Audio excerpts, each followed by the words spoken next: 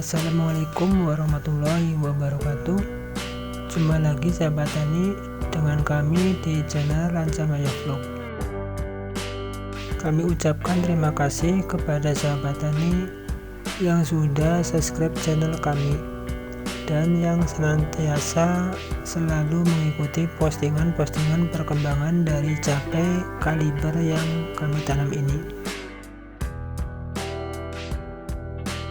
Apabila cara perawatan dan penanaman cabai di lahan ini ada kekeliruan dan ada yang kurang pas, sahabat tani bisa memberikan kritik dan saran pada kolom komentar.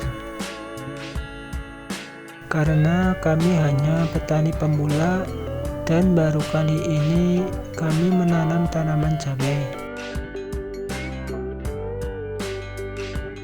Kami menanam cabai di lahan ini ada beberapa yang menggunakan konsep Mas Udin, walaupun tidak sepenuhnya.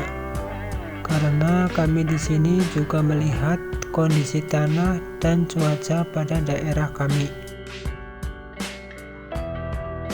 Hasil juga berbeda karena faktor-faktor tertentu. Di lahan ini perkembangan pada tanaman cabai yang kami tanam ini kami akui sangat lambat, karena di daerah kami ini setiap hari masih turun hujan yang menyebabkan media tanam atau tanah sangatlah lembab sehingga tanaman sulit berkembang. Di tempat kami sekarang ini untuk sinar matahari biasanya ada antara jam 8 sampai jam 1-an, dan biasanya setelah duhur selalu turun hujan.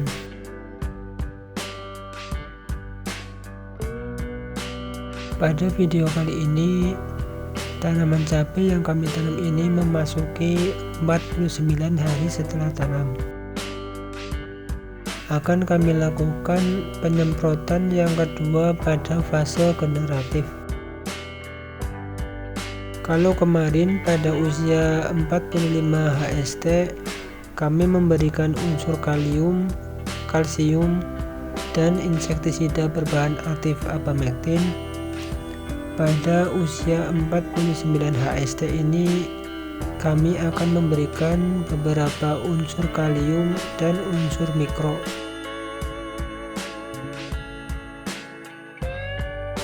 Produk yang kami gunakan untuk unsur kalium seperti biasa yaitu kami menggunakan Kalinet, dan untuk unsur mikronya berupa Vitaron SL. Dosis yang kami pakai ini untuk Vitaron SL sebanyak 2 tutup dan Kalinet sebanyak 3 tutup. Kedua bahan ini dicampur dan dilarutkan bersama dengan 20 liter air biasa.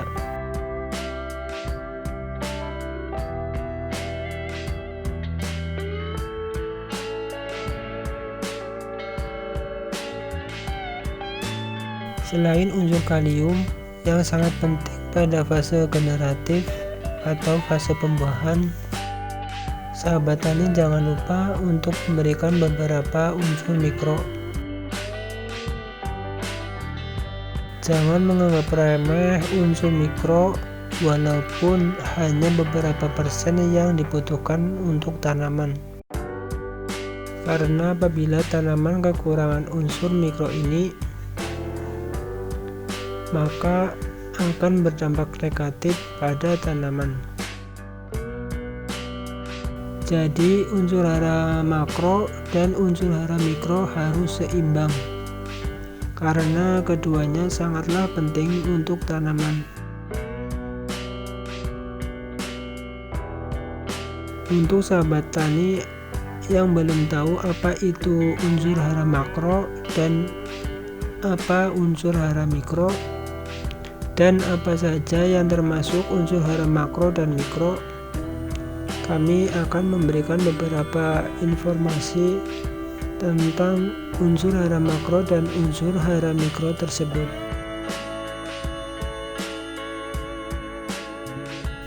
Yang pertama, unsur hara makro. Unsur hara makro adalah unsur-unsur hara yang dibutuhkan tumbuhan atau tanaman dalam jumlah yang relatif besar. Beberapa unsur hara makro diantaranya ada nitrogen yang biasa dilambangkan dengan huruf N. Yang kedua adalah fosfor atau P, kalium atau K,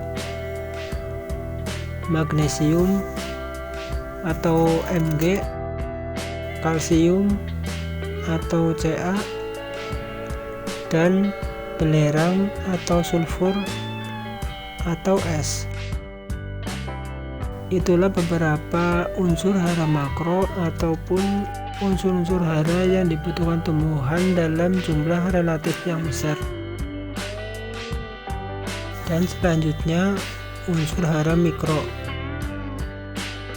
Unsur hara mikro adalah unsur yang diperlukan tanaman dalam jumlah sedikit, walaupun hanya diserap dalam jumlah kecil, tetapi amat penting untuk menunjang keberhasilan proses-proses dalam tumbuhan. Unsur hara mikro ini diantaranya ada boron atau B, tembaga atau Cu, seng atau zinc yang dilambangkan Zn, besi atau ferro atau Fe, molybdenum atau Mo, mangan atau Mn, klor atau Cl, natrium atau Na, kobalt atau Co, silikon atau Si, dan nikel atau Ni.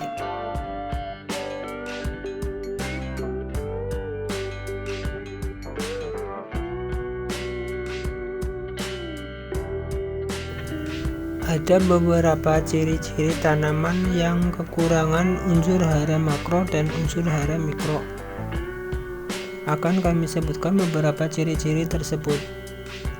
Yang pertama, ciri-ciri tanaman yang kekurangan unsur hara nitrogen atau N. Untuk tanaman yang kekurangan unsur hara nitrogen, proses tumbuh tanaman berjalan dengan lambat. Hal ini menyebabkan tanaman menjadi kurus dan kecil. Ciri-ciri lainnya yaitu daun tumbuh dengan warna hijau kekuningan, kecil dan tegap. Sedangkan daun yang sudah tua akan berwarna hijau muda, kemudian berubah menjadi kuning dan layu. Ciri yang lainnya yaitu buah tumbuh kecil, cepat masak, dan mudah rontok dengan sendirinya. Untuk ciri-ciri tanaman yang kekurangan unsur sulfur atau S, biasanya warna tidak merata, daun sedikit mengkilap, warna berubah menjadi kuning kehijauan, sedangkan kondisi daun muda warnanya akan berubah menjadi hijau muda. Ciri lainnya yaitu proses pertumbuhan memakan waktu yang lama, bentuknya kecil, kurus, dan berbatang pendek.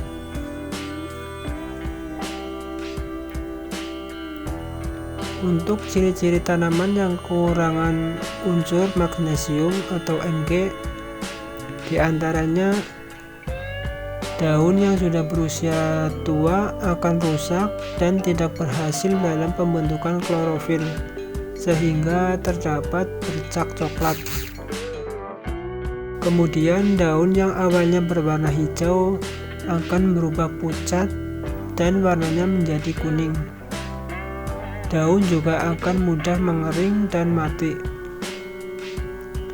Ciri-ciri lainnya yaitu kualitas biji yang tumbuh akan terhambat dan kurang baik. Ciri-ciri tanaman yang kekurangan unsur fosfor atau P diantaranya semua daun yang tumbuh akan mengalami perubahan warna menjadi lebih tua dan terlihat merah mengkilap. Pada bagian ujung daun, cabang, dan batang akan tumbuh dengan warna merah keunguan yang nantinya berubah menjadi kuning dan layu. Buah tidak tumbuh dengan maksimal. Kualitas buahnya buruk dan cepat masak. Untuk ciri-ciri tanaman yang kekurangan unsur kalsium atau Ca, biasanya bagian ujung daun akan mudah berubah warna menjadi kuning karena kolosis yang bisa menular ke bagian tulang daun. Ciri yang lainnya yaitu perakaran yang kurang sempurna, sehingga mengakibatkan kuncup mudah mengalami kematian. Daun mengalami perubahan warna dan beberapa jaringan pada daun akan mati. Untuk ciri-ciri tanaman yang kekurangan unsur kalium atau K, diantaranya muncul bercak merah kecoklatan yang akan menyebabkan daun mengering dan mati. Sementara daun tua akan mengalami pengerutan dan kering. Buah tumbuh tidak maksimal, kualitas buruk, kecil, dan tidak berbuah banyak, serta tidak tahan simpan. Untuk ciri-ciri tanaman yang kekurangan unsur tembaga atau Cu, biasanya memiliki ciri-ciri daun memiliki warna hijau kebiru-biruan dengan ujung layu secara tidak merata. Kadang terjadi klorosis meskipun jaringannya tidak mati, pertumbuhan tanaman kerdil, dan gagal membentuk bunga. Untuk ciri-ciri tanaman yang kekurangan unsur boron atau B, biasanya ditandai dengan adanya gejala klorosis dari tepi daun sehingga daun akan layu, kering, dan kemudian akan mati. Daun muda akan tumbuh kecil, kuncup mati, dan memiliki warna hitam. Kekurangan unsur boron juga menyebabkan tongkol tidak berbiji pada tanaman jagung.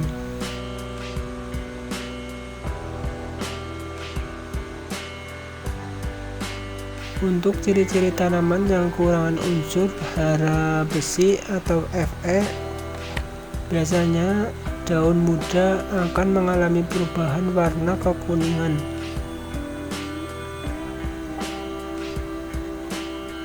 Daun juga tidak kokoh atau berguguran, dan pada akhirnya tanaman tersebut akan mati.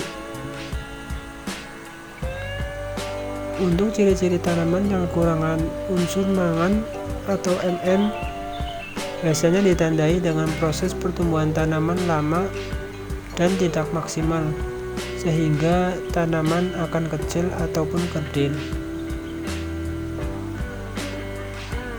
Ciri yang lainnya yaitu jaringan daun akan mati dan daun berwarna merah kekuningan di beberapa tempat.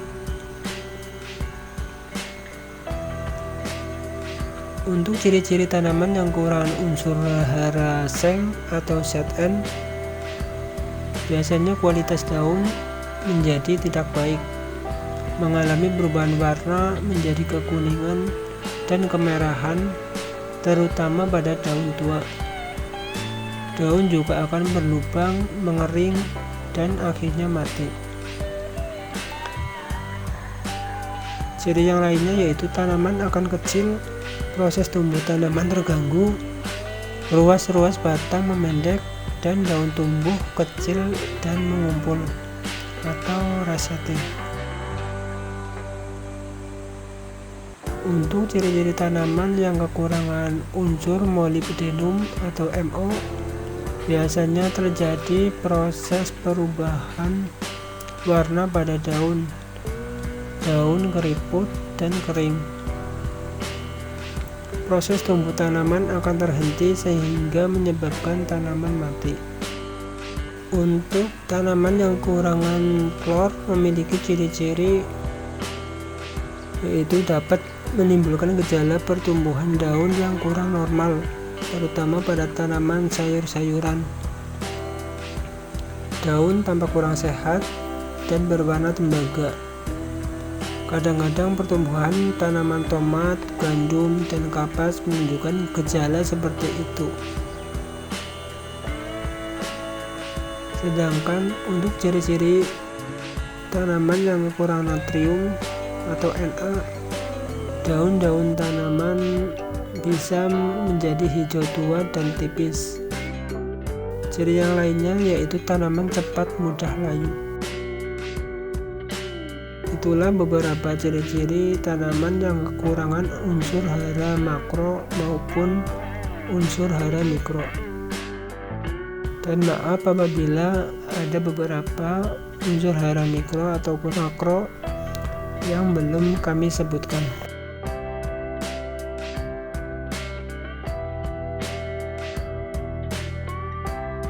Cukup sekian video dari kami.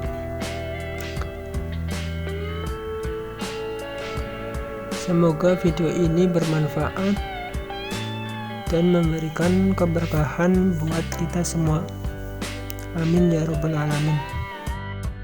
Untuk pemberian nutrisi pada fase generatif selanjutnya, kami akan merolling menggunakan nutrisi seperti usia 45 HST dengan 49 HST ini, yaitu antara penggabungan kalium, kalsium, dan insektisida berbahan aktif apamectin. Dan kami akan rolling dengan unsur kalium dan unsur mikro. Terima kasih untuk sahabat tani yang telah menonton dan mengikuti perkembangan dari tanaman cabai yang kami tanam ini. Wassalamualaikum warahmatullahi wabarakatuh.